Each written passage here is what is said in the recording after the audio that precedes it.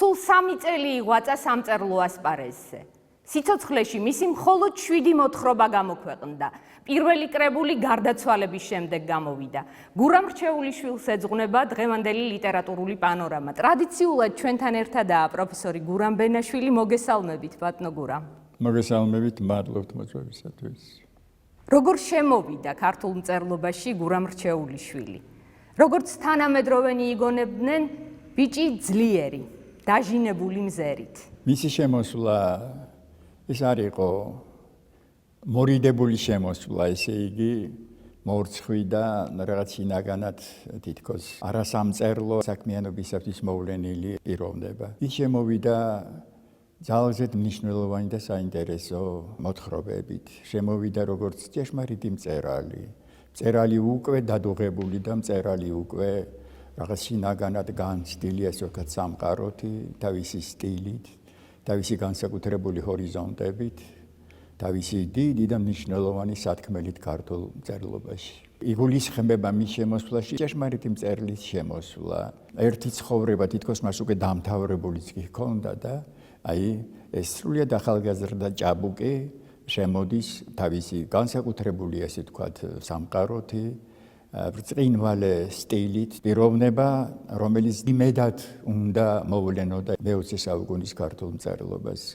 ასე რომ გურამ რჩეულიშვილის მოსვლა ქართულ მწერლობაში ეს იყო სრულიად ლოგიკური, მნიშვნელოვანი, ასე ვთქვათ, მოლოდინითა და დიდი პერსპექტივებით. მას შესცქეროდნენ როგორც ჭეშმარიტ მწერალს, მას კითხულობდნენ როგორც უკვე დაღვინებულსა და მნიშვნელოვან ფიგურას ქართულ მწერლობაში. როგორ მიიქცია თავიდანვე დიდი ყურადღება მისმა პროზამ, თემატიკის მრავალფეროვნებით, თხრობის სიზუსტით, გულწრფელობით? სტილი იყო მისი განსაკუთრებულად თვალშისაცემი. ეს იყო მხოლოდ მისთვის დამახასიათებელი. შესანიშნავი და ისეთი განსაკუთრებული იყო მისი, ასე ვთქვათ, კონფიგურაცია, თუნდაც მისი აზროვნებისა. არავის არ გავდა. არ იყო, ასე ვთქვათ, მიმბაძველი რომელიმე, ვთქვათ, თუნდაც დიდი კლასიკოსისა და ჩვეულებრივი მწერლისა. სრულიად ახალგაზრდა მან რა განსაცვიფრებელიც არ უნდა იყოს, მოიტანა მხოლოდ თავისი სათქმელი და მხოლოდ თავისი სათქმელი სტილი. ამიტომ იყო, რომ მას აღფრთოვანებით შეხვდა ახალგაზრდობა განსაკუთრებით, რადგან მან მოიტანა მათი სათქმელი, მან მოიტანა მათი ოცნება, მოიტანა ის, რაც შინაგანად დუღდა თითქოს იმ დროინდელ ახალგაზრდობაში, მაგრამ არ იყო გადმოღვრილი ესე მწერლობაში და არ იყო ასე წარმოდგენილი, ესე ვთქვათ, ესეთი იმპოზანტური და შესანიშნავი ფორმით. გურამი თავისი არსებობით თავიდანვე აღქმული იყო ქართველი საზოგადოების მიერ როგორც მომავალი დიდი მწერალი და როგორც მომავალი დიდი იმედი საერთოდ ქართული პროზის. თანამედროვენი იგონებდნენ მასში თითქოს რაღაც ემზადებოდა უეცარი ნახტომისთვისო. ასეთი იყო ეს ბიჭი. ძლიერი, დაჟინებული მზერით და ძლიერი მტკიცე ხასიათით და ბატონო გურამ, მისი ხასიათის სიმტკიცე როგორ იკითხება მის ნაწარმოებებში? გურამ რჩეულიშვილის სტილი იყო მხოლოდ და მხოლოდ ეს. ხომ ჩვენ ბრწყინვალე პროზაიკოსები გვყავდა ამ საუკუნეში. შესანიშნავი ეს იგი თავისი დიდი და მნიშვნელოვანი, ესე ვთქვათ, შემოქმედებით, მაგრამ იგი აბსოლუტურად ესე იგი განსხვავებული იყო მათგან. მხოლოდ და მხოლოდ გურამ რჩეულიშვილის სტილია ის, რა სტილითაც იგი გადმოსცემს თავის სათქმელს. მერე მას აქვს თავისი შერჩეული თემატიკა, სხვათა შორის. თვითონ თემატიკითაც იგი ძალზედ ორიგინალური და ძალზედ, ასე ვთქვათ, არსებითია ქართული მწერლობისათვის. დიდი ფსიქოლოგი, რომელმაც შესანიშნავად იცის თანამედროვე ადამიანის ტკივილები, სიხარული, სევდა, ცრემლი, იცის ესე იგი რა აწუხებს საუკუნეს და რა არის საერთოდ ეროვნული იმ თანამედროვეებისათვის ყველაზე არსებითი და მნიშვნელოვანი. იგი იბრძვის რაღაც თავისუფალი სულის დამკვიდრებისათვის.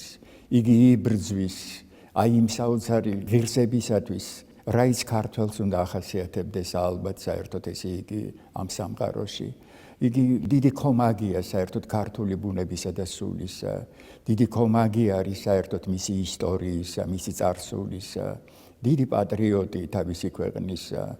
დიდად განათლებული და დაწაფებული არა მხოლოდ ქართულ, არამედ საერთოდ მსოფლიო ლიტერატურას. აი ასეთი ადამიანები, როგორიც გურამ რჩეულიშვილია, ნიბადებიან ისინი დიდ სამწერლო გზაზე გასასვლელად. აი გურამმა შეძლო მიუხედავად ამისი სრულიად ახალგაზრდა, ასე ვთქვათ, ასაკისა, შეძლო ის, რასაც ზოგი მოხუცობის ჟამსაც კი ვერ აღწევს ხოლმე და ვერ ადის იმ სიმაღლეზე, რასაც დიდი ქართული პროზა ქვია. ასეთი იყო გურამ რჩეულიშვილი, ყველასათვის საოცრად ძვირფასი და ახლობელი. შინაგანად თვითონ პიროვნება, ამაყი, ღირსეული, დიდი სითბოთი და სიყვარულით ახსავს სამშობლოს უსაზღვრო მოყვარული და ერთგული თავისი სამშობლოსი. მას იცნობდნენ მის წინაშე ბევრი თავს ხრიდა, იმიტომ რომ იცოდნენ მისი ნიჭი და მისი საოცარი ტალანტი უпростоრედ.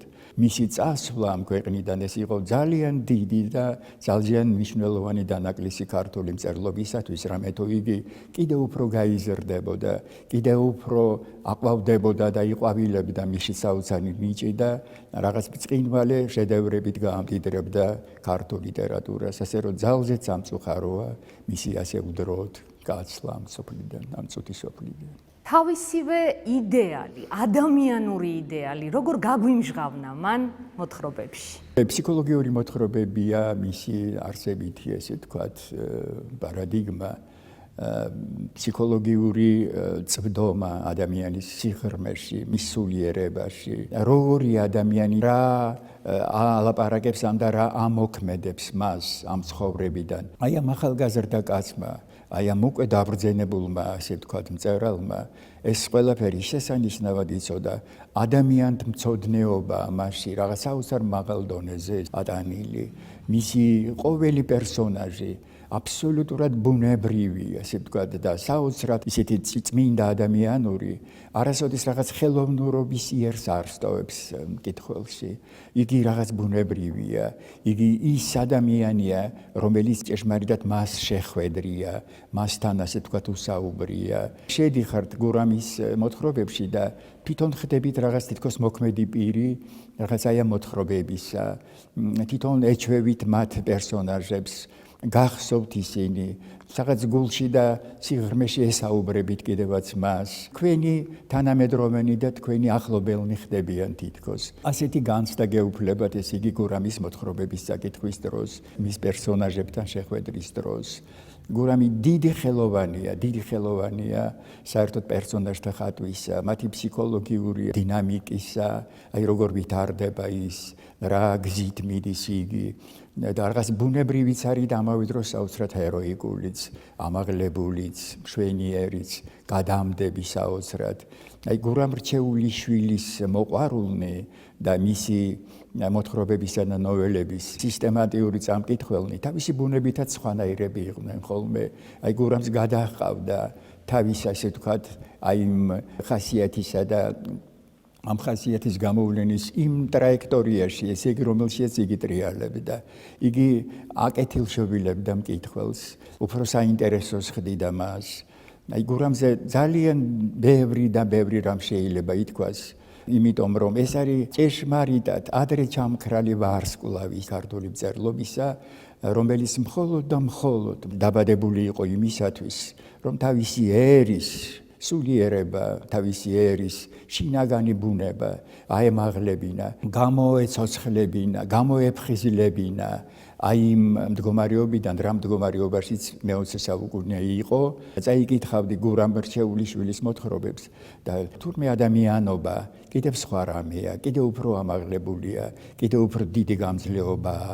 გურამის სიცოცხლის პროგრამას აძლევდა თითქოს, ესე იგი, ადამიანებს. ეს ძალიან მნიშვნელოვანია, იმიტომ რომ სრულიად ახალგაზრდა იყო ჯერ გურამი, ჯერ ცხოვრებაში ისეთი გამოცდილი და დიდი, ასე ვთქვათ, პრაქტიკით განსაკუთრებული არ ყოფილა. სრულიად ახალგაზრდა წავიდა, მაგრამ აი მასში ეს იყო, როგორც აკვნიდან რომ მოძდებს ხოლმე ადამიანს სიბრძნე, აი ისე მოძდებდა გურამსაც აი საოცარი დიდი ადამიანთმცოდნეობის მაღალი დონე. საიდან მოდის ეს სიცოცხლის უნარიანობა? კითხულობს ალავერდის გუმბათზე მდგარი და თვითონვე პასუხობს, ის თვითონ ჩემშია.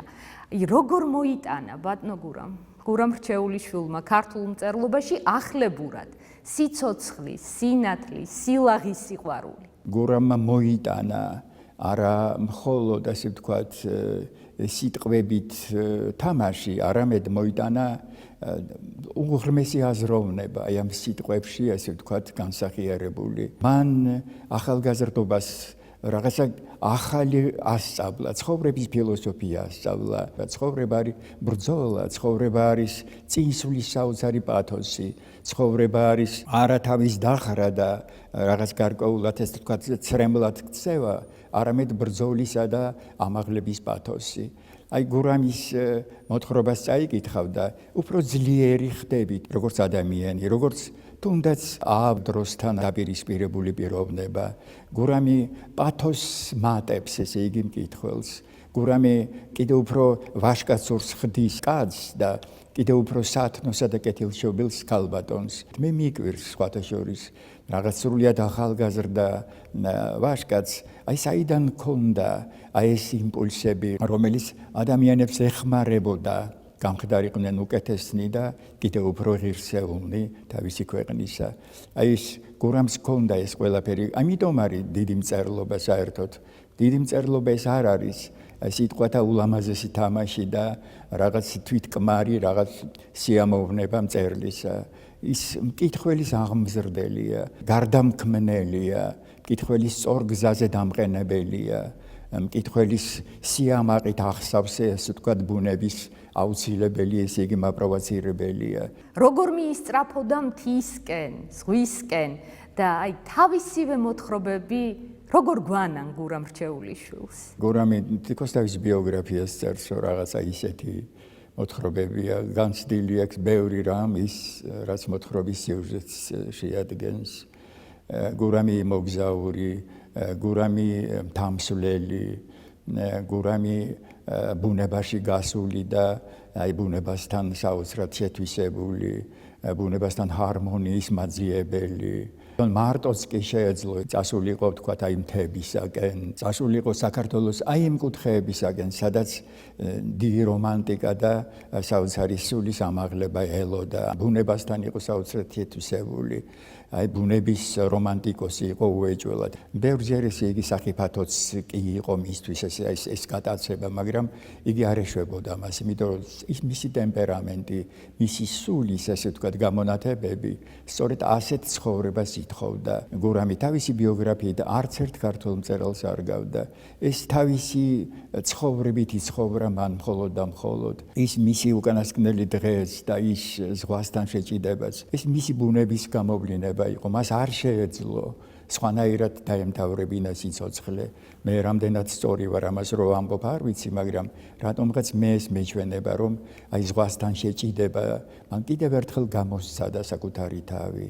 აი რას ნიშნავს ესე იგი ბუნებასთან ჭიდილი, რომ აქ შეიძლება დამარცხდე, მაგრამ უნდა დამარცხდე ღირსეულად, რომ გააქვს უფლება ადამიანს, რომ ბუნება შეეჯიბრო ხოლმე ზოგჯერ. დარწმუნებული ვარ, რომ აი უკანასკნელი წამები მისი იყო რაღაც საოცრად ამაღლებული, საოცრად ვაშკაცური, საოცრად ისეთი არა ცრემლიანი, არამედ ღიმილიანი და ის ტალღები დაამარცხა, არ შეუშინდა და აი ამ ტალღებმა ბოლოს ცოცხალი კი ვერ გამორიყა, მაგრამ ყოველ შემთხვევაში ის მაინც გამარჯვებული გამოვიდა ამ ტალღებიდან. 1957 წელს ჟურნალ ცისკარში გამოქვეყნებული მოთხრობებით შემოაბიჯა ქართულ მწერლობაში და სამუდამოდ დამკვიდრდა. თანამედროვენი იგონებენ საოცარი სევდა ჰქონდაო. ამ ყველაფერთან ერთად, უზარმაზარ ხალისთან ერთად სევდასაც ატარებდაო და საოცარი წინათგრძნობა ჰქონდაო. ადრე წასვლის წინათგრძნობა. აი სევდა ბატონო გურამ. გურამ რჩეულიშვილის მოთხრობების სევდა. დიდ მწერალს რო ვეძახით ჩვენ, სიხარულიც საკმაოდ ძლიერია მასში, მაგრამ სევდა სჭარბობს ხოლმე საერთოდ. სევდა როგორც ამ ქვეყანაზე არსებობის ყველაზე უფრო თანმდევია ჭეშმარიტი ადამიანისა, მოაზროვნე ადამიანისა, მოფიქრალი ადამიანისა. სევდა თუ არ სჭარბობს მწერალში, ის მწერალი, ესე იგი, იმ სიმაღლეს ვერასოდეს ვერ მიაღწევს, რასაც კლასიკა ქვია, ან და დიდი მწერლობა ქვია. სევდა ეს თანამგზავრი მეგობარია, ყველაზე უფრო დიდი მოკარნახე და მოჩურჩულია მწერლისა. მეგობარივით დაძდებს და აი მეგობარივით არის მასთან. სევდა ქმნის ხოლმე საერთოდ მწერალს.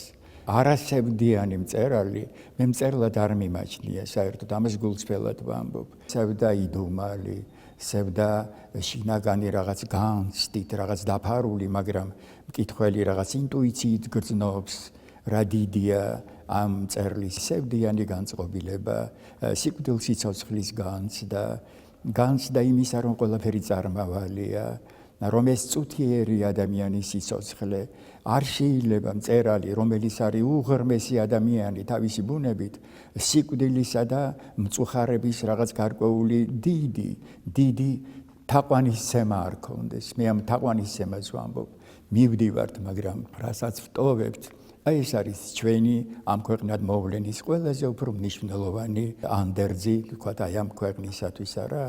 სევდის გარეშე მე ვერ წარმომიდგენია საერთოდ მწერალი, სევდა ზოგში უფრო დიდი დოზით, რა თქმა უნდა, წარმოდგენილი, ზოგთან შედარებით ნაკლები, მაგრამ ეს ნაკლები სევდაც ალამაზებს მათ შემოქმედებას უეჭველად. ასე რომ გურამ რჩეულიშვილი ერთი უსევდიანესი მწერალია ქართულ მწერლობაში, მისი თქვათ იგივე ბათარეკა ჭინჭარაული იქნება თუ ალავერდობა იქნება თუ სხვა მისი ბრწყინვალე მოთხრობები. სევდა დაძდებს მათ როგორც აჩრდილი. ეს სევდა საბოლოოდ კი დიდ ტკივილად და დიდ მწუხარებად ექცა და ამ ქვეყნიდან გასვლისა, მაგრამ ყოველ შემთხვევაში ამ სევდამ შექმნა მისი მწერლის სახე, მისი მწერლის ბუნება, მისი მწერლის ყველაზე მნიშვნელოვანი წახნაგები და აი ამ სევდით შემოვიდა იგი ქართულ მწერლობაში, როგორც ჭეშმარიტი მწერალი და როგორც მომავლის მწერალი. რა დროც არ უნდა გავიდეს გურამ რჩეულიშვილის შემოქმედებას, აუცილებლად მიუბრუნდება მკითხველი და დიდი სიამოვნებით, დიდი სიამაყითა და დიდი ზღირსებით გაეცნობა მის აი ამ შესანიშნავისა და ბრწყინვალე პროზას. ნელი ტანგოა ეს ცხოვრება გურამ. ხომ არ იცეკვებო 1000 ჯერ მორიდებით მკითხეს. აბას თუმანში ჭიქა არაყზე გურამი დამხრჩვალაო. სხვათა შორის ბიჭებმა მითხრეს. ასე ჩუმი სევდით იგონებდა მურმან ლებანიძე გურამ რჩეულიშვილს. 26 წლის გურამ რჩეულიშვილს. თქვენ მას მე-20 საუკუნის ქართული ლიტერატურის განსაკუთრებულ მოვლენას უწოდებთ. ვარსკვლავს უწოდებ. დიახ. და როგორ აქვს დღესაც მის პროზას განსაკუთრებული მიზიდულობის ძალა და მას თვითონ როგორც უკვე ლეგენდას. არ შეიძლება დავიწყება იმ მწერლისა, რომელიც ჭეშმარიტი მწერალია. შესაძლოა დრომ ცოტა ხნით ჩრდილი გადააფაროს მას, მაგრამ ეს ჩრდილი მარადიული ვერ იქნება, იმიტომ რომ მოვა ის საზოგადოება, რომელიც მას კვლავ აღორძინებს და გააცოცხლებს. მოვა საზოგადოება, რომელმაც იცის ჭეშმარიტი ლიტერატურის ფასი, ან თუნდაც საზოგადოება, რომელიც სწორედ იმას ეძებს, რაც მისთვის ყველაზე იდუმალი და ყველაზე საინტერესოა, რაც მისი ბუნებისა და სულის გამოძახილიც არის, რაც მას ეთანხმება, რაც წინააღმდეგობაშიც არის, მაგრამ ამ წინააღმდეგობასაც თავისი განსაკუთრებული ხიბლი აქვს. გურამ რჩეულიშვილის დავიწყება შეუძლებელია საერთოდ. შეუძლებელია, იმიტომ რომ თხემით ტერფამდე რო იტყვიან ხოლმე ესე იგი მწერალი, მაშინ სხვა არაფერია. აი ეს არის აბსოლუტური მწერალი, რომელიც დაბადებულია იმისათვის, რომ წეროს და აი ადამიანებს გააცნოს თავისი თავი, დაანახოს კიდევ ერთხელ რანი ვართ ჩვენ ამ ქვეყანაზე. რა გვიჭირს და რა გვილხინს. წერლობა ეს არის ადამიანის გამომსახველი, ყველაზე უფრო დიდი და მნიშვნელოვანი, ესე ვთქვათ, სარკე. შეუძლებელია გურამს ჩაუჯდე და გულით რამოდენიმე მოთხრობა წაიგითხო და ის დაგავიწყდეს. დროდადრო არ შეგარხიოს და არ გაგახსენოს თავი. ცხოვრებაშიაც, ასე ვთქვათ, აი ამ მომენტებში არ იფიქრო გურამის ფიქრით. აი ასეთი მწერალია საერთოდ გურამი. მწერალი თავისი ბუნებით ეს არ არის მხოლოდ და მხოლოდ წიგნი და ერთხელ გადაიკითხო და ბოლოს დახურო და ამით დაამთავრო ყველაფერი და დაივიწყო ეს მწერალი. მწერალი მაშინ არის მწერალი, როცა ის გამახსოვრებს თავს. როცა შენთან არის ის, როცა ზოგჯერ მისი აზრებითა და მისი სიტყვებითაც კი სარგებლობ. სწორ გზაზე გააყენებს. გეუბნება იმას, რომ ცხოვრება სევდაც არის, ცხოვრება ცრემლიც არის, ცხოვრება სიხარულიც არის, მაგრამ არ დაივიწყო ის, რომ ადამიანი უნდა გიყვარდეს, რომ შენს ისეთივე უნდა იყო, როგორც შენი ღირსეული წინაპრები იყვნენ, რომელთაც გასწავლეს, როგორ გადაარჩინდეს თავისი ქვეყანა და როგორ მოიყვანეს აი დღევანდელ დღემდე. არ შეიძლება მხოლოდ შენი ცხოვრებით აზროვნებდე, სხვის სიცოცხლეშიც უნდა შეხვიდე, სხვისი განცდათ უნდა გაითავისო.